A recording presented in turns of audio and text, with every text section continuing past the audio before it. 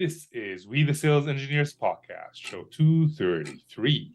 Welcome to We the SEs Podcast, the show for sales engineers by sales engineers with your host, Ramsey Majaba. What's up, SE Nation? Welcome back to another episode. So, many people, I think that's a sentence that people say, maybe not recently, but many people suffer from imposter syndrome. I suffer from it. I've been doing sales engineering and podcasting 8 and 4 years respectively. I think I know what I'm doing, but every time there's a new situation or meeting a new customer, there's always that doubt, and the imposter syndrome creeps in. And my guest suffered from the same thing. I guess he still suffers. My guest's name is Kevin Naglich, and he was a former sales engineer. He'll talk about his history, but now he helps folks who have English as a second language communicate better and be better SEs because of it. So that's one portion of the podcast that we're going to talk about, how we can learn English. And even if you are a native speaker, I think you could use something of it. I'm not a native speaker per se, but I know English fairly well, but I still learn a lot. And I love he does a lot of things in terms of sales engineering we talk about today in terms of sales engineering that I really enjoyed. So let's just jump into the show and see what Kevin has to say. Good morning, Kevin. How you doing? Doing great, Ramsey. How are you? I am doing well. I don't want to say your last name just in case I butcher it. So how about we start from where we usually start, which is the beginning, as we usually start. And let me know who you are, what you do, and why you're here. Awesome. Absolutely. So my name is Kevin Naglich. I live in Chicago and I help international sales engineers who have like an intermediate or advanced level of English speak more confidently in things like presentations, meetings, demos, proof of concepts, and more.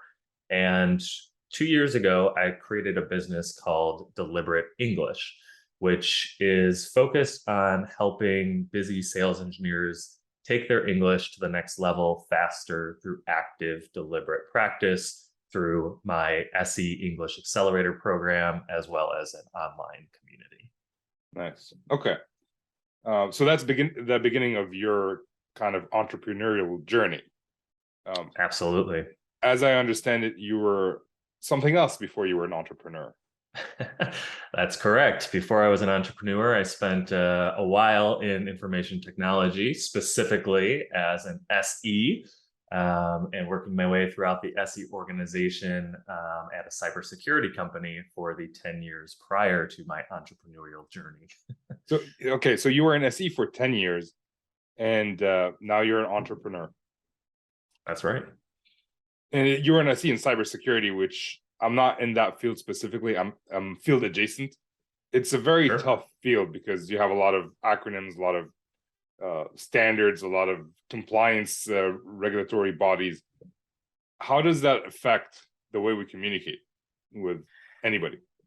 Yeah, absolutely. And I feel like what you just described, all those challenges about, especially being in the cybersecurity field, are what kind of led me to this point of wanting to become an entrepreneur and specifically help people who speak English as a foreign language. And so before we start on that little story there, I do want anyone who's listening who does speak English as a foreign language to know that I created a free online resource for you called the Sales Engineer Vocabulary Cheat Sheet. And so in it, you'll find dozens of professional expressions along with examples, tips, audio files that'll help you sell more confidently in English and better understand your prospects. And so you can get that at deliberate.community/SE. Now, as far as this communication and how does that affect us in the SE world, when I started as an SE in my cybersecurity company, I had no idea what I was doing. I had never even heard of the SE job before. I didn't know the role existed. And so actually, when I started in my IT career, I was first an IT auditor. right? And so I was working in IT audit for a pharmaceutical company, and then I made my way into an online travel website. And it was at that point that someone reached out to me, a recruiter on LinkedIn from this cybersecurity company, because I guess they were looking for people that knew audit since they were selling their products to people that needed to pass security audits, right? Which makes sense. Yeah. But, once I got into that role, I quickly realized, like you just mentioned, there's a lot going on, right? Like you have to not only know your own technology that you're selling, but in the case of the software that I was working with, we integrated with hundreds of different technologies at our clients' organizations, right? From databases to cloud computing to everything in between. And that leads to a lot of sort of fear, uncertainty, and doubt in yourself, right? Because you're like, oh man, I got to be an expert in my own product. I got to be an expert in all of these other products, right? And every time I go into a meeting, I need to be ready for any question that can go my way, right? And go ahead. Were you going to say something there? No. I'm just taking it all in. Perfect. And so when you get to that point and you realize, man, I have to be an expert in all these things, that starts to become very overwhelming. And so I personally dealt with that sort of imposter syndrome for a long time throughout my SE career. And interestingly, it was around that same time that I decided to learn a foreign language. So I decided I was going to learn Spanish. I have some family members who speak it. Here in Chicago, there's a large Spanish-speaking community. So I thought it would be a good challenge. And as I started doing that, as I started learning Spanish, I started to feel the same way as I did as an SE, right? Like I felt a lot of imposter syndrome. I felt weak in a lot of situations because it's really hard to express yourself in a foreign language. You have all these things that you want to communicate, but you don't have the vocabulary, or it takes you a while to think of the sentences that you want to say. And that's really when something clicked for me. I thought, like, man, if I already feel stressed and this imposter syndrome as an SE in my native language, imagine how much worse it would be if I had double imposter syndrome for my language and the technology itself. And so that's really where I got this inspiration to start Deliberate English and begin helping people with their communication. So I have an observation. I have many questions, but one thing I would want to highlight is sometimes we feel like people should know English, right? I went to Mexico on vacation with my wife maybe a month ago, and we were there. People had masks on. It was hard to understand the English of the servers who are working at the resort, and I could see people getting frustrated. We're getting mad at the people who don't know how to speak English. Right. And in my mind, it's like, well, you don't know how to speak Spanish. Exactly. Right? So for people who are listening, I think we should always give like benefit of the doubt, or like put ourselves in their shoes. They're actually, someone is learning a second, third, or fourth language, and they're not perfect at it, but they know 4 languages. Why are we mocking them while I can barely speak English or as a first language, and then I don't know any other languages either? So I just exactly. Yeah, learning a language, especially as an adult, is one of the hardest things that I think you could do. And like you said, instead of ridiculing people who maybe have some problems when they're speaking, they should really be commended because they're taking on a challenge that most people, especially in the United States, just never take on. And I'm trying to learn French right now, and I'm Lebanese, so Arabic is my first language, although I speak English better than I speak Arabic. That doesn't mean I speak English very well. It just means I suck at Arabic. So I'm learning French, and being Lebanese, I'm around all these French people, or people who speak French, not French people. And I find it very hard. And when let's say I'm trying to talk to my wife, I'm being corrected every 2 seconds. It's disheartening. Right? Let me talk, like try to understand what I'm trying to say. Put a little effort in understanding what I'm trying to say. Maybe correct it every once in a while, but not all the time. But yeah, like second language, people who want to learn the second language are doing that, especially for business, which is much harder than speaking to my wife, because I can tell her like, I don't want to speak to you anymore, but I can't tell my customer. I don't want to speak to you anymore. So you were an SE for several years, right? That's right. Did you you had imposter syndrome, but was communication ever a problem for you? So communication was actually my strong suit. That was something that was sort of my, what you might call, my saving grace, or the thing that helped me get through those moments of imposter syndrome. So for me, more of the imposter syndrome came through on the technology side, because, again, with our software having to integrate with all these different solutions, there's no way that I can become an expert on 100 different technologies. Like, it's just not going to happen. But when I'm in a meeting, I need to sound really confident and project this image that, yeah, we work with this solution in this way and that way, and it works like this, and I've seen it done before.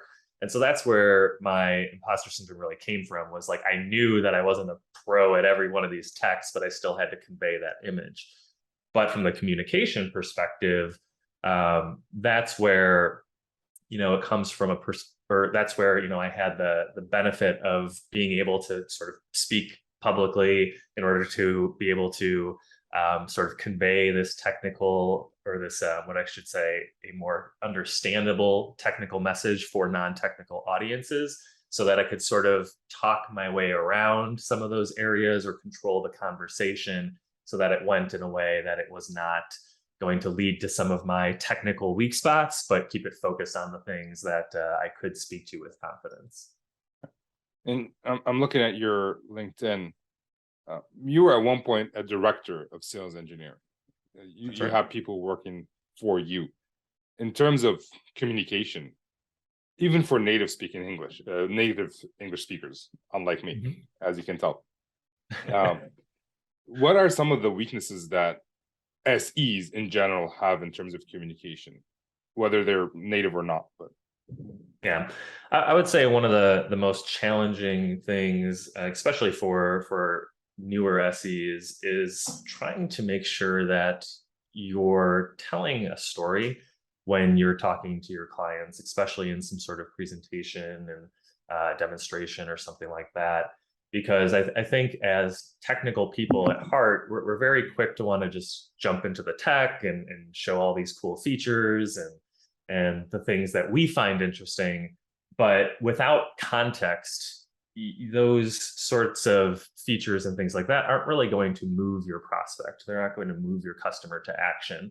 And so what you need to do is you need to sort of paint this picture, this story of that allows that prospect to see themselves successfully using whatever it is that you're selling, right?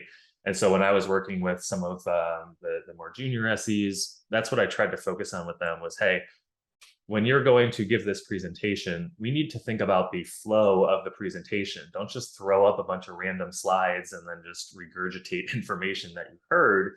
What's the story you're trying to tell? What's your intended outcome from this session? If they're really focused on audit, well, take them through a problem, someone was facing in the past, and how your solution ultimately solved that problem. And if you can tie that into some of the details you got from that prospect in a discovery call earlier, even better, right? So from a just general perspective, if we're forgetting about English itself, I would say that's probably one of the things that I had to do the most coaching on, was crafting sort of this succinct and logical story that allowed that prospect to see themselves successfully using whatever product it was we were selling. So I like, for engineers, and I might be generalizing here, we're very fact-based. So crafting a story is not necessarily in our wheelhouse. I just want to give you the information, you do with that what you want. And then you add to that the fact that someone may not have great English to begin with. Right. How can they overcome, like, speaking English, coming up with a story, and then communicating it in a way that the customer would understand, and then answering any challenging questions that might come up? Because communication is not just about me dumping information.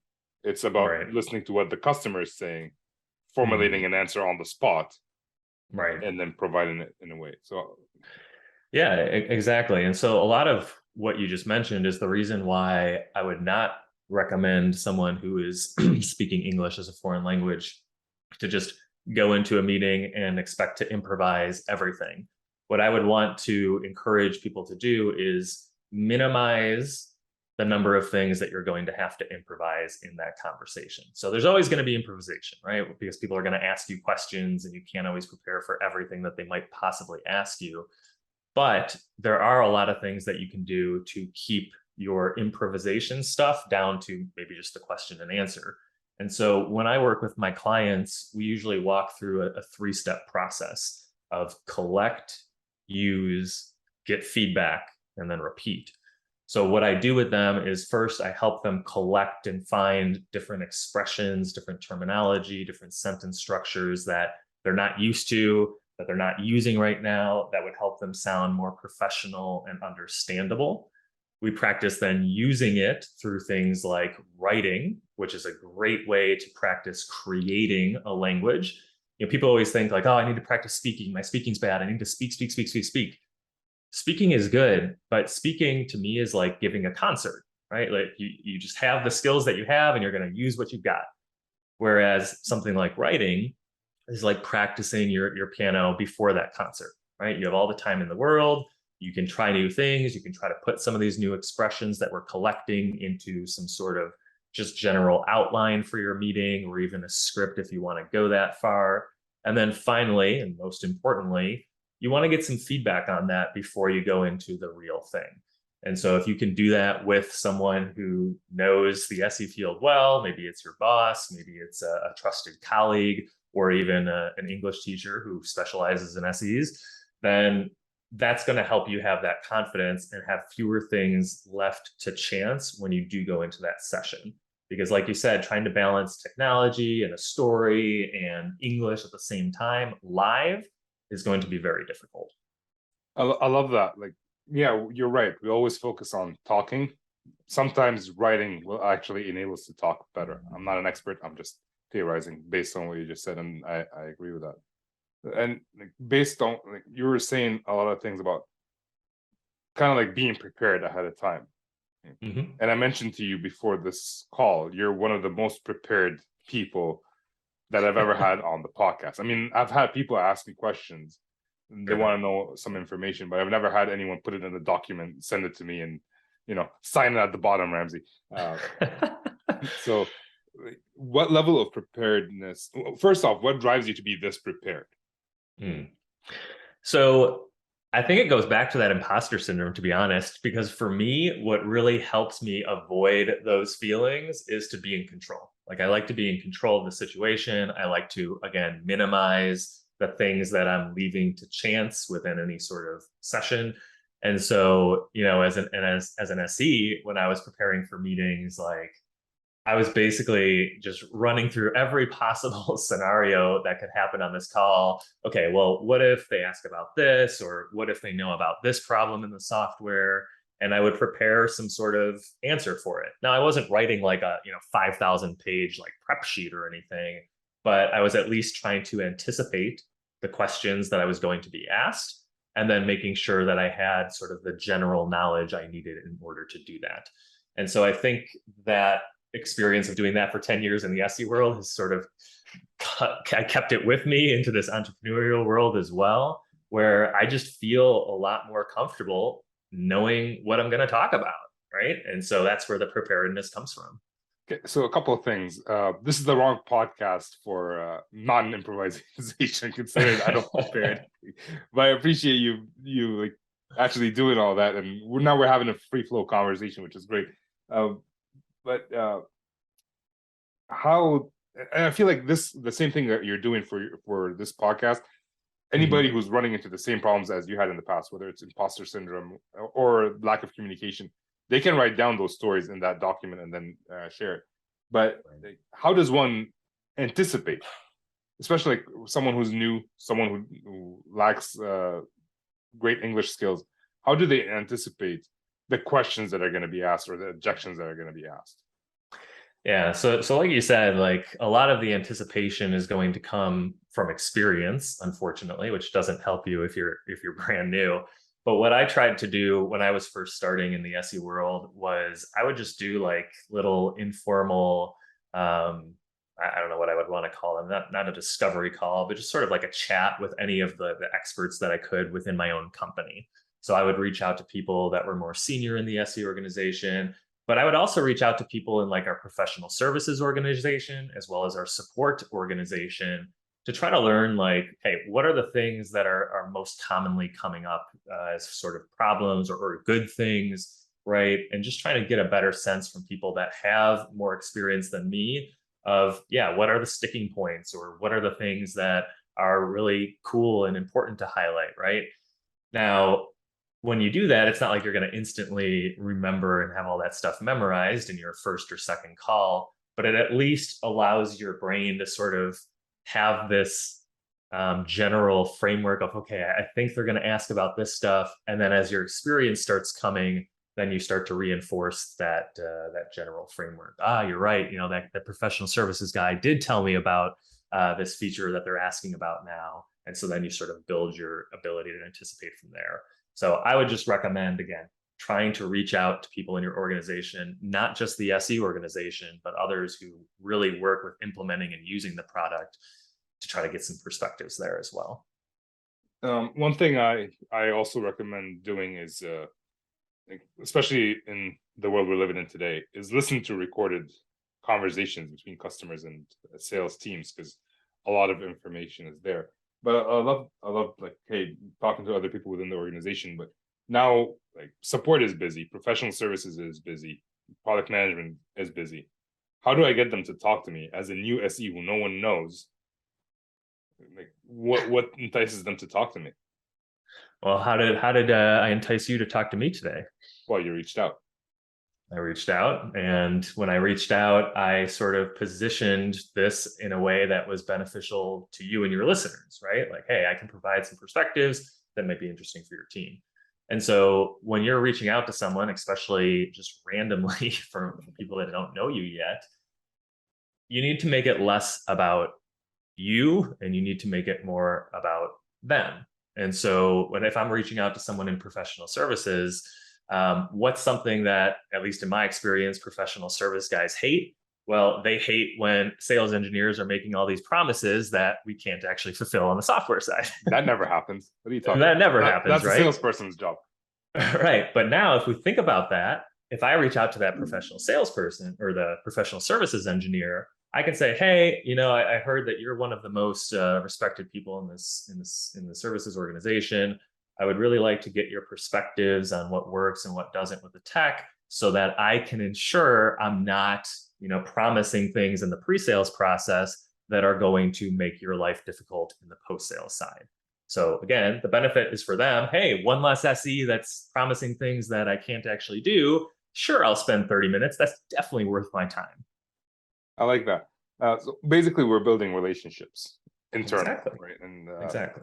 just FYI, like, your message was very nice. Generally speaking, people say, hey, I want to be on your podcast. I'm like, yeah, sure, why not? So but do you send the same message to whoever you want to be a guest on their show, or do you have to craft a new message?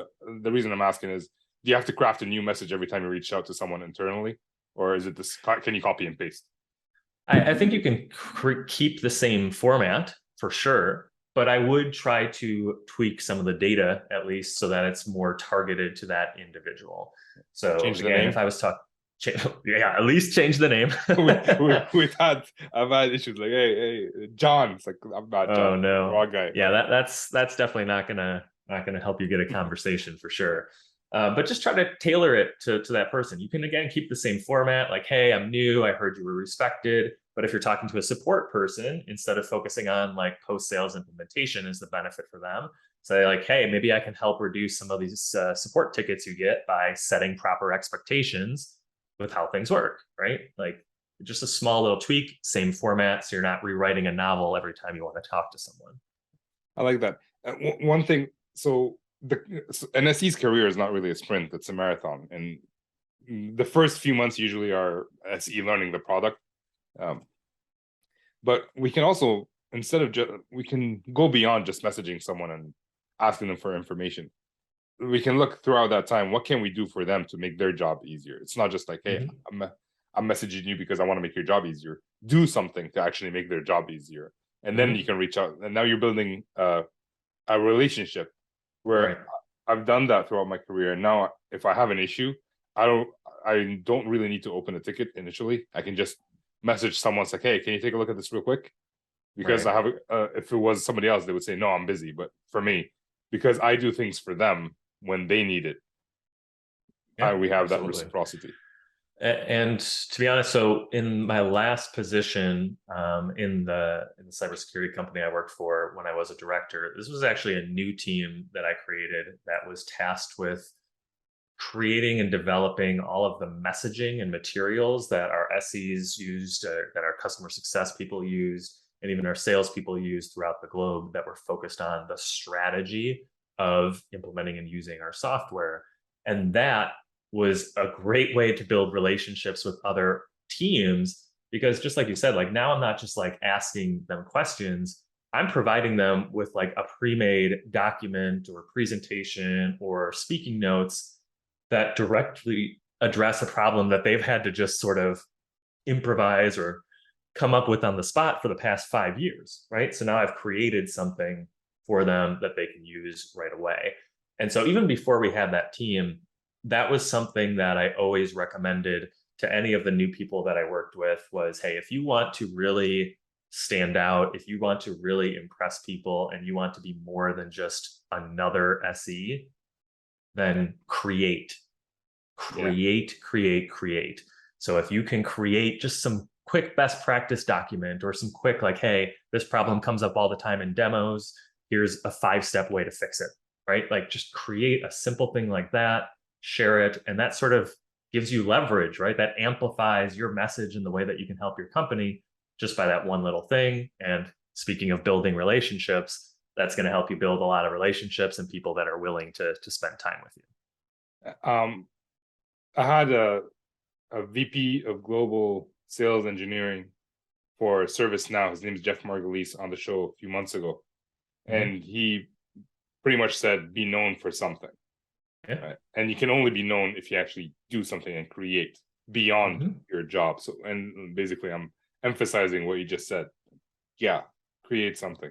But I want to go back to, you're creating these talk tracks, these messages. And I've worked with companies where they create those and I look at them and I'm like, I can't say that. It's it sounds like a robot saying that. And then you have someone who lacks English who won't be able to say it anyways because we're using all these big fancy words. How does one, first off, like how did your team make sure that everything that they're writing, the messaging they're creating is actually sayable by a human being? And how can someone who has, people have different styles. How can they take it and make it their own style? Yeah, absolutely. So I think first and foremost, what made our content much more usable for everybody is that we actually had a technical team of experienced sales engineers that were making this content, as opposed to, I think what happens a lot of times with like these corporate talk tracks is, you know, maybe you have people from marketing making them, or maybe you have people that are just back office and never actually work in the field using these things. And so, yeah, then there's a huge disconnect because it's like, they're dreaming up what you should say in a lab, but they never actually have heard or have been in that experience of being in person and knowing what a conversation with a client or a prospect actually sounds like. So in our case, I think our experience really helped us because all we were writing were things that we literally ourselves were saying in our own meetings, right? Like we weren't grabbing a thesaurus and trying to come up with all these fancy things to say. It was just like, hey, I really liked what I said in this past meeting. Let me add it to this thing because it resonated really well with our clients. And so I think, you know, when it comes to yourself delivering some of these messages, I'll sort of answer that in two parts. You know, one, if you are a native English speaker and you know that you have to present to an audience, maybe in a different country, maybe you're an international company, and those people that you're presenting to don't speak English as a foreign language, there are three things that I would recommend you do to sort of make your message a little more accessible for a non-native English speaking audience. The first is to try to avoid any of these sports themed analogies. So especially things that are related to like American football. So our dashboard lets you quarterback your team like never before. Like, nobody's really going to know what quarterbacking something means, or that it comes from football, or hey, you're going to knock your requirements out of the park. Okay, well, so there's a park and now someone's going to be out of it. Like that doesn't make sense, right? So trying to cut back on those. Another thing that's really good to try to minimize or restate if you catch yourself doing it are using too many, and I'm curious, Ramsey, to get your opinion on these, if they were an issue for you or not as you were learning English, phrasal verbs. So this is something that before I was an English teacher, I had never heard of. I had no idea what these things are. And for most people listening, you're probably going to say, what? But a phrasal verb are all of these things in English we use where instead of just having a one word verb, we have two parts to it. So I could say, are you tired of putting up with unhappy customers? But to a non-native speaker, they're looking at those two words separately. They're saying put, okay, that means I'm going to place something somewhere. And then up means above me. So I'm going to put my customers above me. That doesn't make sense. Or, hey, just throw out the options you don't need. Okay, what am I throwing and where am I throwing it? Or you can get away with less staff with our automation, right? So these are all like two-part verbs that make it a lot harder for a non-native audience, especially depending on, what your native language is. I work a lot with like Spanish speakers, but using these phrasal verbs makes things very confusing for people. And so if you can just replace them with something like, instead of, are you tired of putting up with unhappy clients? Just say, are you tired of dealing with unhappy clients? Or, hey, with our automation, you will need less staff instead of get away with less staff. So just something to sort of be aware of. The last thing I'd mention is just focus on clearly articulating your words, right? Try not to mumble, try not to say things like this, try not to, right? Like that's going to help you in multiple situations, but especially with a non-native audience. Most people, when they're talking about a foreign language, they complain about speed. So they're always worried about, oh, well, yeah, people talk too fast. But what I found is it's less about the speed that makes it difficult, and it's more just about how well people articulate their words. Because what happens, and Ramsey, you might be able to attest to this too, is like, when you're listening to a foreign language, sometimes it's hard to tell where one word ends and the next word begins. And so things start to blur together, which makes it seem like this person's talking really, really fast. And so the better that you can articulate your words clearly, the easier it's going to be for everyone to understand, but especially a non-native audience. That's so funny because sometimes when I create my YouTube videos and I'm trying to edit them, I know what I'm saying. Like I have written down, I don't script everything, but I script some stuff. And what I say sounds like a completely different word than what I actually wrote down because I combined two or three, or I just forgot to finish the word. That as a non-native speaker, sometimes that happens to me where I'm like, all right, I'm done saying the word, but it's not actually done. Like you might be done in your head, but the people listening to it, yourself, if you listen to it again, it might not be done, which is great because right now I'm slowing down my speech specifically because of the things that you've been saying. So thank you for pointing that out. Yeah, no problem. And if you don't mind, so I wanted to circle back, which is another one of these phrasal verbs. So I'm going to return to the topic that you just mentioned to kind of answer it from the other side as well, from the non-native speaker. Because earlier you asked like, oh, how would someone who doesn't speak English as a first language be able to take one of these talk tracks and sort of execute it? And so this is where I think a common problem comes up a lot with the way that people ultimately think about studying English and using and practicing their English. And so I think from an SE perspective, there are two big problems that happen a lot. One is you don't have time. You don't have time to work on English. And the second is that when you do have time, you're sort of practicing things the wrong way. And so from the not having time perspective, as an SE, you already have built-in like study stuff that you have to do, right? Like you have to constantly be staying on top of your technology. You have to constantly be current in the field and the industry news, right? So you always have to be studying something to begin with for your job so that you stay a very relevant and sharp SE whenever you go into your client and prospect conversations. And so the thought of having to add a second thing to study in English on top of everything you're doing is a very challenging thing to accept. And so that's where the second problem comes in, because you think, okay, well, finally, I've got like an hour here. What am I going to do? I'm going to listen to a podcast in English. I'm going to watch a series on Netflix in English. The problem with that is that's what I would call passive practice. And it's not particularly good for really improving quickly, because what happens when you're doing that is your brain sort of just ignores all the new expressions and words and things that you're hearing, and it just fills in the blanks with the context, right? So you're not actually getting a large return on investment for that time that you're investing. And then you start to get frustrated in yourself. Oh, I'm not improving. I don't have time for this. And then you go back to, just trying to deal with your existing level of English. And so what you want to be doing then, instead of these long passive practice sessions, are just short focused bursts of what many people call deliberate practice. And so the idea here is that you spend maybe 15 or 20 minutes working on a part of English that is difficult for you. And so if we think back to these talk tracks or whatever that we're making for our SEs to work on, what I like is the idea of combining the English study and the SE study so that it's one and the same. If you have to think of, okay, I'm going to study for being an SE and I'm going to study for English as two separate things, you're almost never going to be able to commit to studying English. But if you're studying English now becomes part of what you're already doing for your SE career, that's going to make it much easier to do something consistently. So if I were trying to be an SE in a foreign language, I would look at those talk tracks as a gold mine. These are perfect example sentences for me to practice and try to use. And so all you have to do then for 15 or 20 minutes, take one of those talk tracks, try saying one of those sentences out loud, which is the key part. You can't just read and do it all in your head. You have to say it out loud, and then try to repeat it from memory. And if you have to go back and say it a few times to remember it, that's fine.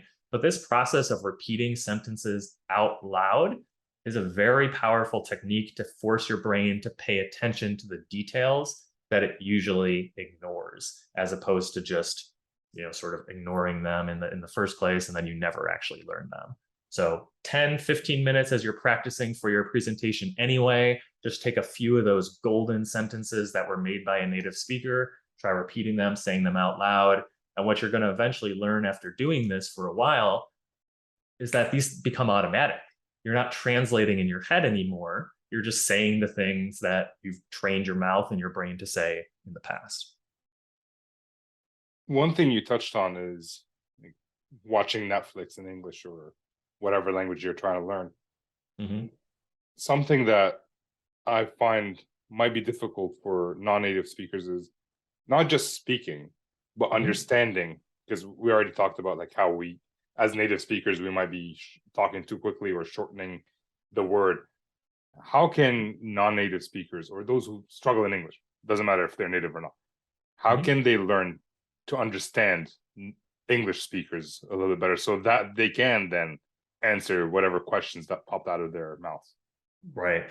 So one of the things that I love to do, and I use this all the time when I was learning Spanish, is it's another deliberate practice technique, which is just called, active listening or doing a dictation. So the idea here is, again, I'm not going to spend 5 hours just listening to a podcast, because I'm going to ignore all the things that I can't understand. What I'm going to do is just 20 minutes. I'm going to find some sort of video, some sort of audio. And again, if we want to combine this with what we're doing as an SE, maybe you're watching a video on one of the technology partners that your solution is going to integrate with, or maybe you're watching a video from one of your competitors to see what they're up to, right? So take one of those videos, and for the next 20 minutes, what you're going to do is you're going to listen to a sentence, push pause, write down everything you heard, which there's probably going to be some gaps, go back, play it again, try to fill in those gaps as best you can, and then repeat that for the next 15, 20 minutes. And then at the end, take what you wrote, compare it to whatever the transcript or captions were to see what you missed. And then finally, what I like to do at the end is go back to the beginning of that section that I transcribed play a sentence and repeat that same sentence out loud, reading what I wrote in my transcript and trying to match that pronunciation or that speaker's pronunciation. And so now what am I doing through this whole process? Again, I'm forcing my brain to pay attention to these sounds and the ways that native speakers talk without just being able to ignore it. Because if I have to write down everything that they're saying, now I'm paying attention to the things I usually ignore. And then by coming back at the end and saying things out loud, trying to imitate that speaker, that's now training my brain and my own pronunciation to try to match what it is a native speaker is doing. Because I think what really sort of people take for granted or just aren't aware of is that your own pronunciation affects your ability to understand people. Because if you're expecting a word to sound one way, and then everyone says it a different way, how are you supposed to understand that, right? So again, doing an exercise like this, writing what you hear, and then imitating out loud what that person said is going to help you train both your mouth as well as your ears better to understand what people are saying. I love this. I love the fact that you're combining things together, because everybody is short on time. If you're a parent, you're not working overtime because you have 2 or 3 kids you're running after. If you're a son or whatever it is, you have other things to do. So I love that you're combining. Right. And that's why too, like, I mentioned earlier that I do have that free sales engineer vocabulary cheat sheet. Like, I understand that you guys are busy, and I'm trying to put together resources that you can quickly use in order to get new expressions and see how they're used and get those audios that you can repeat out loud, just like I'm explaining today. So again, if your English is a second language and you want to grab that cheat sheet, it's at deliberate.community/SE. Or even if your English is your first language, but you're talking to non-native speakers, you can see things from the other perspective. Absolutely. Yeah. You can see what are some of the words and expressions that they might not know, so that you can either avoid them in your own speech or just try to clarify more what you're speaking and not just assume that people know everything you're saying. I did want to ask you a personal question that has nothing to do with communication, but Right. You were an SE, and feel free to tell me feel free to tell me you don't want to answer the question. You were an SE for a long time. You were in a secure job. Yeah. What made you take the jump and say, you know what, there's a big enough problem, I'm gonna take the risk and bet on myself? Sure. And open this business? Yeah, absolutely. So I guess two parts to that answer. One is, as I mentioned earlier, sort of going through that experience of being an SE and then trying to learn a language and seeing that sort of pain and anguish that you feel when you're trying to say something in a foreign language, and then imagining myself in that position for like if I had to go into a meeting and give a demo or give a presentation in a foreign language, just like how terrible that would feel for me, who was already super stressed out just about the technology side. Like I just thought, hey, I have the skills from both sides of this equation. I have the skills in learning a language. I have the skills in being an SE. If I can help, even just 5 or 10 people avoid or at least minimize that sort of same stress and anguish that I had to go through, that it would be worth it. And then on the other side of the equation too was just all throughout my career, I had always sort of struggled with the how to put it, sort of the lack of freedom you have when you work for somebody else, like having to always answer to a boss and work some sort of fixed schedule and be on somebody else's time. And for me, like just being in control of my own schedule and being able to work on the things that I find interesting or the problems that I personally want to solve it was very valuable to me, and is still very valuable to me. And so when I saw not only, hey, was there an opportunity to help others using the skills that I've acquired, but also move into more of a lifestyle where I am in control of my time, I'm in control of what I'm working on, it just seemed like a perfect opportunity to both help others and to create the life I always wanted to live. And that's what basically motivated me to take the plunge and to try something new. Okay. Well, this kind of leads me to the not so fire round. These are the same 4 questions I ask almost every guest. I've changed the first one because it seems that the first question was, what do you love about sales engineering or entrepreneurship? And almost everybody answers it throughout the podcast itself, so I changed it a little bit to Okay. what is the most challenging aspect of switching from being an SE, in your case, to an entrepreneur? I would say that the most challenging aspect is you go from a role in which you are constantly communicating with people, like there's a lot of activity going on and you're very engaged, to what can be a very lonely world at times when you're an entrepreneur, right? Like, especially in the beginning, like it's not like you just have 100 clients that are flocking in. It's not like you have sales calls and prospects every week to talk to. You're kind of doing a lot of things just by yourself, and you're putting out marketing messages, you're posting on social media and stuff, but a lot of times it's just crickets, right? Like people don't always respond.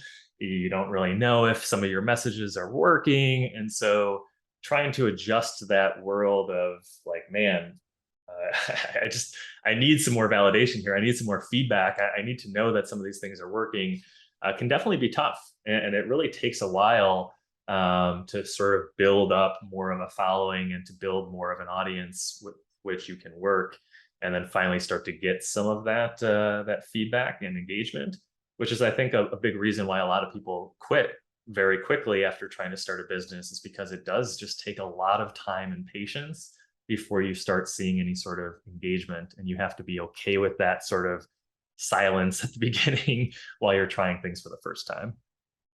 Nice.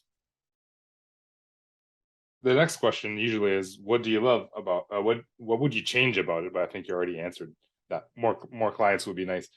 So let's just As always. skip on to the third question.